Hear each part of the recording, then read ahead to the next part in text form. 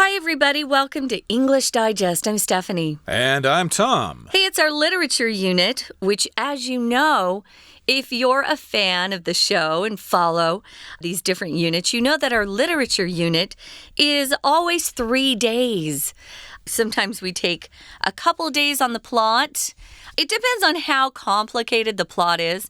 We always talk about the author a bit. That's my personal favorite of the 3 days. And then usually on the last day, we talk about some of the themes that are found in the book and maybe something that the author wanted to communicate as he was writing. So it's kind of fun to talk about that as well. All 3 days make for great conversations with classmates, practicing your English, of course. We're going to be focusing on a pretty famous book this time. Indeed, and that famous book is called The Wonderful Wizard of Oz, although I would say most people are familiar with the movie and not so much with the book. Yeah. But we are going to be talking about the book today, so if you have seen the movie, you will notice that there are some differences between the movie and the book. And I should say that I have read the book and seen the movie both. And, like a lot of books and movies, the book has a lot more information, a lot more stuff going on. So we'll probably mention some things that you won't see in the movie so much. So as we always do, we're going to read through day 1 first, and then we'll be back to talk about it. Dorothy lives on a farm in Kansas, U.S., with her Aunt Em and Uncle Henry. One day, a tornado lifts up her house and transports Dorothy and her dog Toto to the magical land of Oz. Dorothy's house lands on the Wicked Witch of the East and kills her. The Good Witch of the North appears and gives Dorothy the deceased witch's magical silver shoes. She tells Dorothy to follow a yellow brick road to Emerald City and ask the Wizard of Oz to help her get home. Dorothy and Toto start on their journey toward Emerald City. Soon after, they become acquainted with a scarecrow, a tin woodman, and a cowardly lion. Each of them longs for something. Scarecrow wants a brain, Tin Woodman wants a heart, and the lion wants courage. They all hope the wizard will grant their wishes and decide to accompany Dorothy on her quest. Along the way, they encounter all types of threats, including dangerous animals, deep ditches, and a field of poisonous poppies. Yet Dorothy's new friends keep her safe every time. For example, the lion jumps over a deep ditch with the others on his back, and Scarecrow intelligently suggests they build a bridge over an even larger ditch. Tin Woodman saves a mouse from being eaten by a cat, and in return, an army of mice helps rescue the group from the poisonous poppies. When Dorothy and her friends arrive at Emerald City, the wizard agrees to help them, but only if they kill the Wicked Witch of the West. Okay, guys, it's time to jump in and talk about The Wonderful Wizard of Oz. It's being called here a classic American fairy tale. A lot of our very famous fairy tales didn't come from America. They came to us from Europe. So this is really our first true American fairy tale. A lot of fairy tales have fantasy creatures like dragons and elves and fairies, of course. This one has some witches, good and bad. It also has some characters that shouldn't be able to talk and walk, but they do, like the lion and the scarecrow and the Tin Woodsman. I always called him the Tin Man. I guess they do in the movie. In the book, he gets his full name, I guess, here, Tin Woodman. So it sounds like maybe he worked in the woods cutting down trees and his body was made of tin. Yeah, or some kind of metal that would rust. That's a feature of the movie. He's all rusty, and they have to use some oil to get him to move again. Yeah. But in any case, yes, indeed, this is a classic American fairy tale, and I think this is the first book, and he wrote many other books based on this theme as well. And because these books were written so long ago, they are available on the internet for free. You can download them and read them on your device, no problem. I actually have a copy of the version from Project Gutenberg, which has all the illustrations with it as well. Ooh, so that's a nice little bonus, and it's free. Okay, well, let's start to talk about the entire contents of today's lesson. Dorothy lives on a farm in Kansas, U.S., with her Aunt Em and Uncle Henry. So Kansas is a state in the United States, and they do a lot of farming there. So she lives on a farm in Kansas, and we don't know what happened to her parents, but she's living with her aunt, whose name is Aunt Em. I'm guessing M is short for Emily. And, of course, there's good old Uncle Henry. Yeah, they really never do tell us what happened to her family, her parents at least. Perhaps they died in another tornado. Could be. Tornadoes occur during a certain part of the United States, kind of down the center part. They look really scary, you know. I don't think we have tornadoes here. Hey, we have typhoons and earthquakes. That's good enough, though. So a tornado would be when clouds of very strong wind start circling. And it's so strong, it can pick up whole entire houses, neighborhoods. You've probably seen some of these disaster movies that are based on these scary tornadoes. They're real, and people are killed if they are right in the way of that tornado. It changes paths and routes without warning, so it's kind of a scary thing. A lot of the people in this area of the United States called Tornado Alley, where a lot of tornadoes occur, often build basements to protect themselves from tornadoes. Yeah, Tornado Alley, of course, is in the middle part of the USA. It involves Texas, Oklahoma, Kansas, Missouri, Iowa, Minnesota, and even up to good old Canada there, Manitoba there. And Kansas, of course, is right in the middle of Tornado Alley, so we've got a tornado here. I think in the movie they called it a twister. Yeah. Oh, it's a twister, it's a twister. Yeah. And, of course, the tornado lifts up the house and transports Dorothy and her dog Toto to the magical land of Oz. Okay, so of course that's a magical scene in the movie because the first part of the movie is in black and white, but after she lands in the land of Oz, everything becomes color.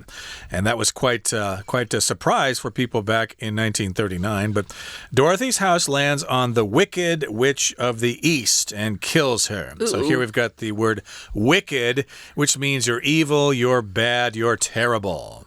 Now, typically witches are evil, but in some of the stories or even movies that we have, there will be witches who use their powers to help people.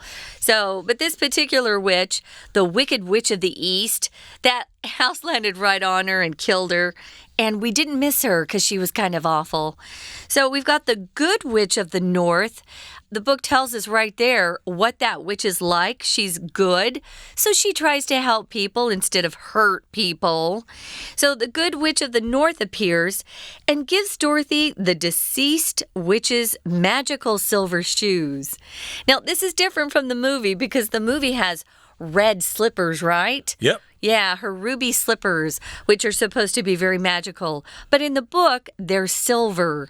But of course, if you're making a new color film, which is a big deal back then, I think it was 1939, silver didn't stand out as much as the red, so they chose to change the color of her shoes. Now, if you use this word deceased, it means someone has passed away. And it's nicer than saying, like, the dead witch's magical silver shoes. Deceased is more polite. Indeed. So the house does land on the Wicked Witch of the East and kills her. And then we've got the Witch of the North coming. And, of course, we're talking about the deceased witch's magical silver shoes or the ruby slippers, as they are in the movie. So I was going to ask this question to you, Stephanie. If we've got the Wicked Witch of the North and the East and the West and the South, if they all came together, why would it be a good idea for them to wear name tags? Do you know? No? No, why? So we can tell which is which. Oh, good. Okay. Very nice. But that doesn't happen in this movie. It's just a little joke here. But in any case here, yes, indeed, we've got the Good Witch of the North coming, and then we've got the Silver Shoes. And she tells Dorothy, again, this is the Good Witch of the North. She tells Dorothy to follow a yellow brick road to Emerald City. Follow the yellow brick road. Follow the yellow brick road. You probably know that song from the movie. And they're supposed to go to Emerald City, where they're going to ask the Wizard of Oz to help her get home. We're off to see the wizard, the wonderful Wizard of Oz. Yeah, so if you're female and have supernatural powers, you are a witch. But if you are male, you are called a wizard. And it depends on how you use those powers as to whether you're considered good or evil. So they're on their way. So here in the second paragraph, it says Dorothy and Toto. Toto's her dog. He's kind of a little dog. He's cute, not very big. He's what I call a yapper dog. Those kind of dogs. So they start on their journey toward Emerald City, where the very famous, very magical Wizard of Oz lives. Why does she want to go? We're going to find out. Well, soon after they start on their journey, they become acquainted with some very important characters in the book and in the film as well. If you're acquainted with someone or become acquainted with somebody, it means you get to know them better. Become friendly, perhaps. Maybe you're not best friends. If you say we're acquaintances, it means you've met them. You know who they are, but you might not be best buddies, right? Don't know each other too well. But she becomes acquainted with a scarecrow, who is a guy. He's kind of cute. A Tin Woodman and a Cowardly Lion. His title there, his name tells us exactly what he's like. He's not very brave, but they're all quite cute, and they all really want to work together to help each other and Dorothy have these their heart's desires fulfilled. Now, we are probably going to take a break here. Let's take a break here, Tom. Okay. We're going to listen to our Chinese teacher for a minute, and then we'll be back to continue talking about the plot of The Wonderful Wizard of Oz. Stay tuned. 大家好，欢迎收听 English Digest， 我是哈利。今天我们要阅读的文章是 Unit4 文学单元的第一天课程。当我提到稻草人、席樵夫和狮子的时候，你会想到什么呢？没错，就是经典文学作品《绿野仙踪》，英文书名是 The Wonderful Wizard of Oz。文章的第一段介绍这本书主角桃乐丝的背景。我们看到这一段的第二句，有一天龙卷风掀起了他的房子，将桃乐丝和他的狗托托带到了神奇的奥兹王国。这一句有一个动词 transport， 有运送、运输的意思。The family hired 2 large trucks to transport all their possessions to their new house. 这一家人雇用了2辆大卡车来将他们所有的东西运送到新家。Train 开头的动词通常都有将某人或某物从某处移到另一处的意思，像是 transfer, T-R-A-N-S-F-E-R, 转移、调动的意思。Sue asked to be transferred to the Department of Human Resources because she felt a job there would suit her better. 苏要求调任到人资部，因为她觉得那里的工作会比较适合她。Transmit, T-R-A-N-S-M-I-T,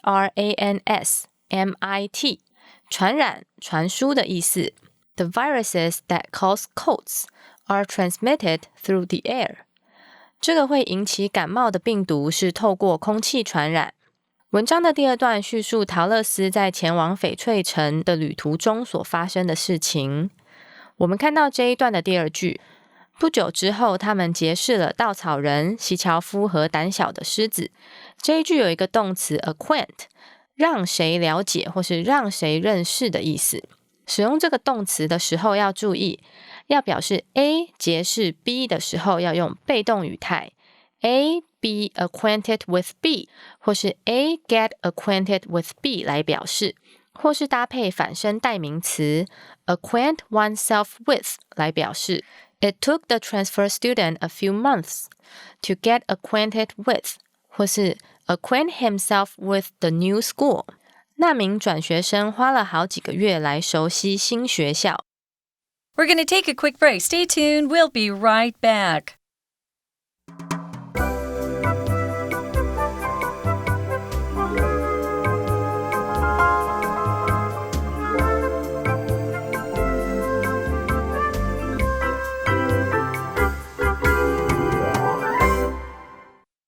Okay, let's continue with our lesson. We're summarizing our featured book for today, and it's The Wizard of Oz by L. Frank Baum, which we'll get to later on. But we're, again, summarizing the book, so let's see what's happened so far. We've got Dorothy living on a farm in Kansas with her uncle and aunt.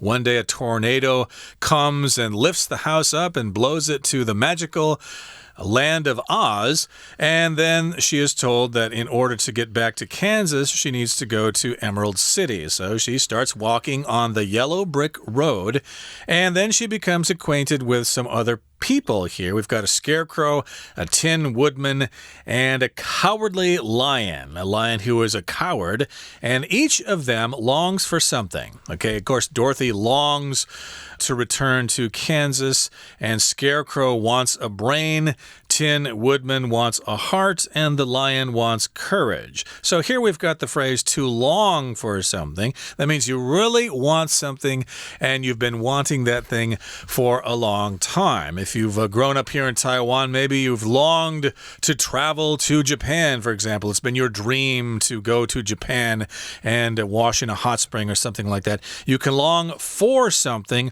or long to do something. Right. Don't use it for something like, hey, I long for another serving of ice cream, or I long for the chance to go to the night market tonight. Long for is similar to the verb yearn.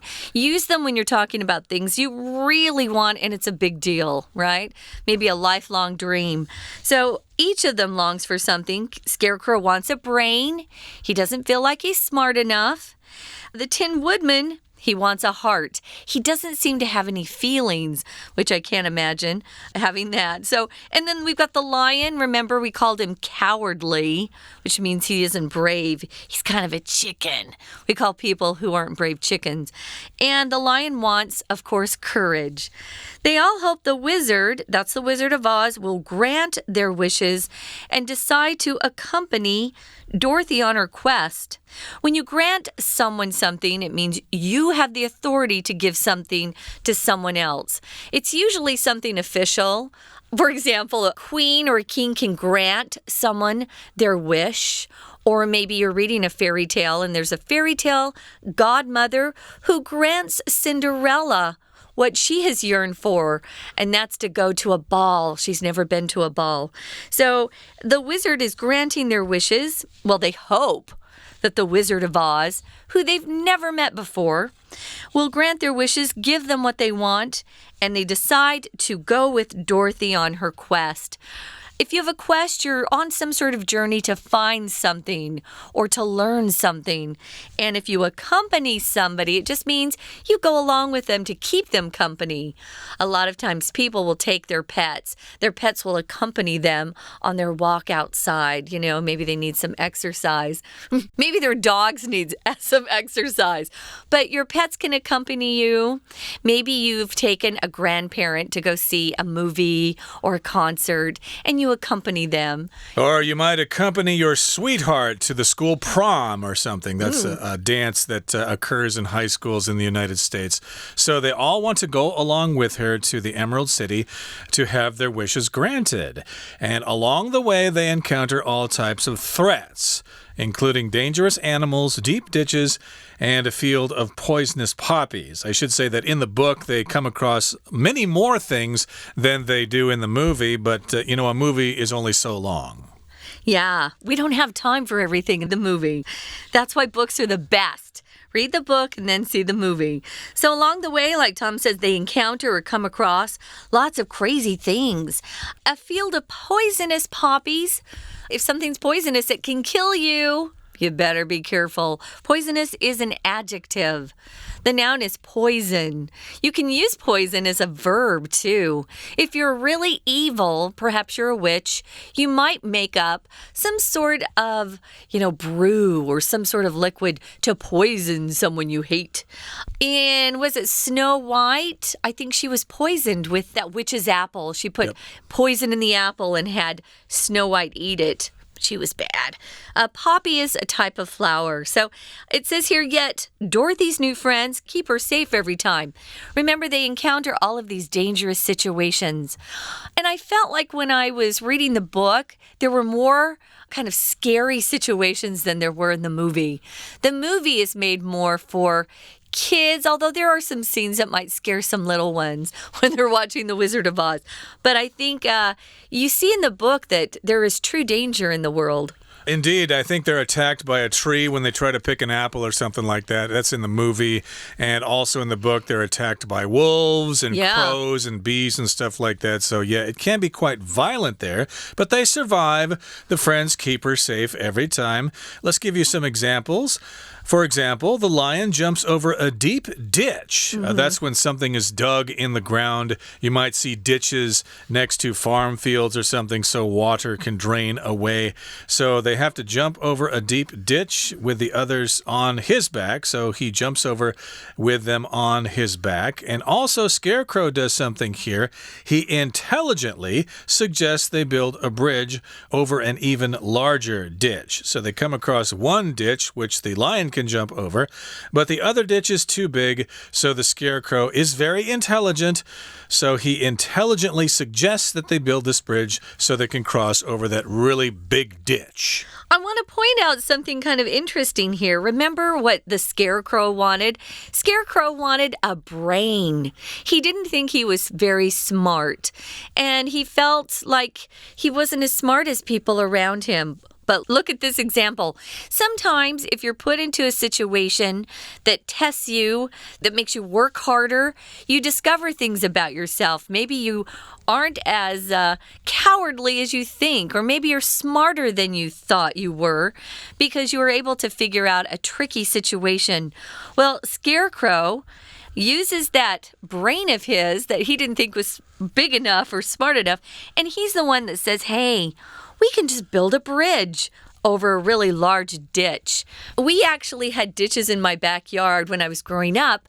We would dig them into the ground, and then we'd fill them with water during the summer. This was a part of our backyard that didn't have grass, where we just played. So ditches are fun for kids, but this is a pretty big ditch.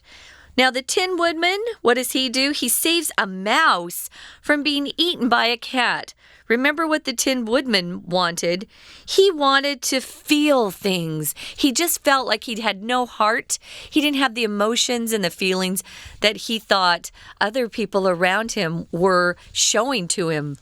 Indeed. So he saved that mouse from a cat. Cats like to eat mice and rats and things like that.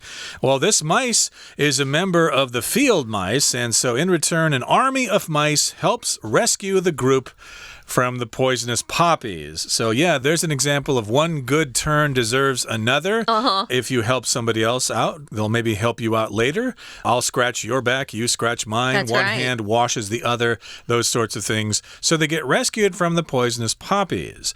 And then at the end of our summary today, they actually arrive at Emerald City. So when Dorothy and her friends arrive at Emerald City, the wizard agrees to help them, but only if they kill the Wicked Witch of the West. And in the movie, that's the same, although I think in the movie, the wizard actually asks Dorothy to bring back the broomstick of the Wicked Witch of the West, not just kill her. Here's how it goes. They have to bring back the broomstick, but they realize that the only way to get the broomstick is to actually kill the Wicked Witch of the West. It's pretty violent for kids, right? They end up doing it, but it's an accident, Yeah, I as think we're going to so. find out later in our summary. Yeah. So they do actually arrive at Emerald City at this point. They meet the Wizard of Oz, and he will help them, but they have to do something for him too. We're going to find out more because we're not done with the plot, but you'll have to wait for day 2 of this unit. Right now, we're going to listen one more time to our Chinese teacher. 我们接着看到第二段的第4句，他们都希望巫师能够实现自己的愿望，并决定陪同陶乐斯前往他的探索之旅。Accompany 和 company 都有陪伴的意思，但这两个字词性不同。Accompany 是动词， company 则是名词。如果要表示陪伴某人，我们可以说 accompany somebody， 或是 keep somebody company， 或是 keep company with somebody. I kept Jessica company while she was waiting for the bus. 我在杰西卡等公车时陪伴她。我们接着看到第二段的最后一句有一个有趣的用法 An army of mice 名词 army 本来是指军队、陆军的意思，但 an army of 可以用来指 a large number of people or animals doing the same thing. An army of ants is moving the cookie crumbs to their home. 一大群蚂蚁正在搬运这些饼干碎屑回家。用来形容一群动物的用法还有 a herd of, herd, H-E-R-D 搭配大型的群体动物，像是 a herd of elephants 一群大象， a school of, school, S-C-H-O-O-L 搭配鱼类，例如 a school of fish, a flock of, flock, F-L-O-C-K 搭配鸟类或体型较小的家畜或家禽，像是 a flock of geese 一群鹅， a swarm of, S-W-A-R-M 搭配昆虫，例如 a swarm of bees 一群蜜蜂，还有 a pride of, pride, P-R-I-D-E 搭配狮子， a pride of lions 就是狮群的意思。本课的最后一句使用了一个句型 only if。Only if 表示前提是怎么样，条件是怎么样的意思，后面接一个完整句子。如果将 only if 子句放到句首的时候，会形成倒装句型，也就是 only if 加一个完整句子，再加 be 动词或助动词加主词加动词。例如 Only if you apologize to Tom sincerely, will he forgive you?你只有真诚地向汤姆道歉，他才会原谅你。以上就是今天的课程，谢谢大家收听。That's it, guys. That's day 1 of our literature unit about the wonderful Wizard of Oz. A classic American fairy tale. We're not done with the plot, so come back in our next program. We're going to finish up. You're going to get to see how they get rid of the Wicked Witch of the West and what other situations they find themselves in, because it's kind of tricky, even at this point, even though they've already met the Wizard of Oz. That's all the time we have for today, though. Thanks for joining us. We hope you'll join us again soon. For English Digest, I'm Stephanie. And I'm Tom. Goodbye. Bye.